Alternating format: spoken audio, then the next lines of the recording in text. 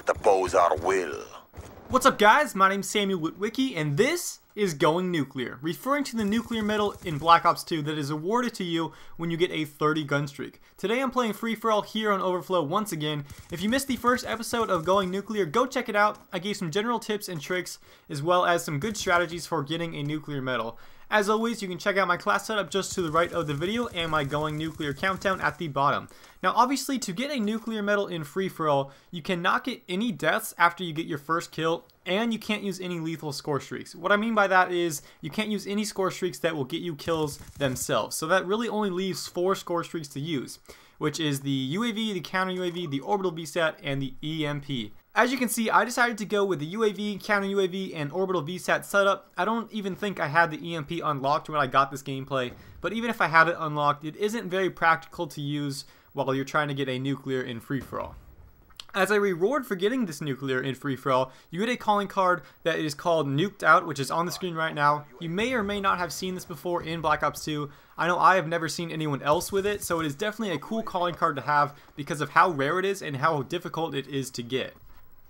Now on to my class setup. It is very similar to my class setup in the first episode of Going Nuclear. The only difference is, instead of the perk Engineer, I added the Bouncing Betty. The reason why they are so similar is because I got this gameplay the day after I got the first one, and I was going through a bit of a PDW phase, if you will, but I promise I'll be mixing up the class setups and the score streak setups in future episodes. Now the Bouncing Betty and the perk Scavenger pair up to produce a really deadly combination in this game. As you can see, I'm constantly throwing out the Bouncing Betties every time I get a new one, and I try to use them almost like they're sensors, because even if it doesn't get a kill, I know that someone set it off and to be cautious of an incoming enemy. Another great perk is Toughness, especially for free-for-all, because you are going to be getting into a ton of gunfights that you may or may not have the drop on your opponent, so Toughness is really going to come in handy. The Suppressor is a must when going for a game like this, and then Ghost and Blind Eye are another 2 perks to help me stay alive in this gameplay. Now my strategy was to stick to the outskirts of the map as much as possible, and I almost did a full circle around the map. However, I stayed away from that long hallway that everyone seems to go to no matter what game type it is, and I tried to move around as much as possible and not stay in the same area for a couple of different reasons. One, because I didn't want to die, obviously, and then 2, because I didn't want this video to be too campy. I feel like I'm always self-conscious of trying to not camp in my videos, and I did have this safe zone that I went back to if I needed to reload, but other than that, I feel I did a good job of cautiously running around.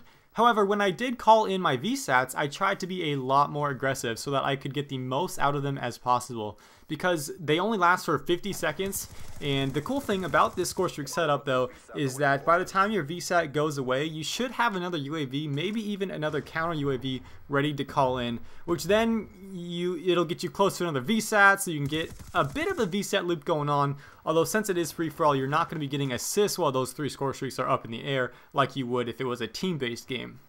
So it is a bit more difficult, but like I said earlier, you don't really have an alternative when it comes to score streaks while going for the Nuked Out calling card.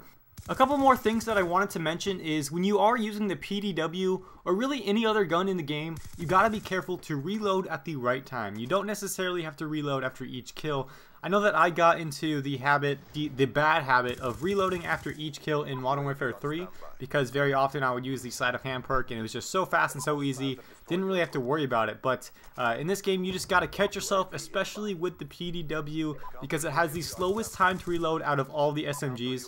That being said, it also has a very big magazine, so you can probably get a good 2 to 3 kills out of one clip.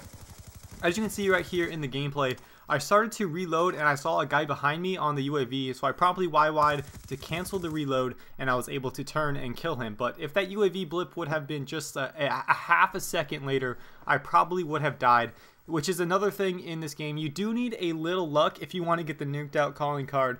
I can sit here and tell you that I'm just a beast and it was all skill. I got this gameplay first try, but that's not the case. I did get a bit lucky in this game. I believe earlier in the game I took quite a bit of damage from the enemy, but I was able to do a jump shot to take him out and stay alive myself. Obviously you need to get into a lobby with at least some less than average players and a decent connection, which for some people, being lucky has more to do with just getting a 4-bar and not lagging than anything else, and I definitely know how that feels. Now getting back to the gameplay here, I am only 5 kills away from the victory, and even though I have a VSAT up in the air, I was very nervous and starting to get that jittery feeling. It sounds weird to say because it's just a video game, but I was getting more and more nervous as I was getting closer to the end of this game, just because I didn't want to die this close to accomplishing that 30 gun streak in free-for-all. Let me know in the comment section down below if you guys have ever gotten nervous or felt that adrenaline rush while playing Call of Duty, or really any other game for that matter. I'd like to think that it's common for people to feel that adrenaline pumping if they're trying to accomplish something, whether it's just staying alive or getting a nuclear medal or maybe a high score streak that you've never gotten before or something like that. But maybe I'm just weird. I don't know. But here in the gameplay, I'm only 3 kills away. VSAT is gone. And I'm getting really nervous. Now 2 kills away. I don't really want to rush out anywhere. I'm playing it very cautious. Fortunately, I see this guy run out, and I'm able to pick him off from a long range. And now I'm 1 kill away, calling my UAV. But the guy comes around the corner before the UAV comes up, and I managed to get the victory. 30-0. That is the end of this gameplay. I thought it was pretty cool. My video for next week, I think, is a really cool gameplay, and I think you guys will like it. So make sure you blow up that like button if you enjoyed. Check out my channel in the description of this video. Autobots, roll out.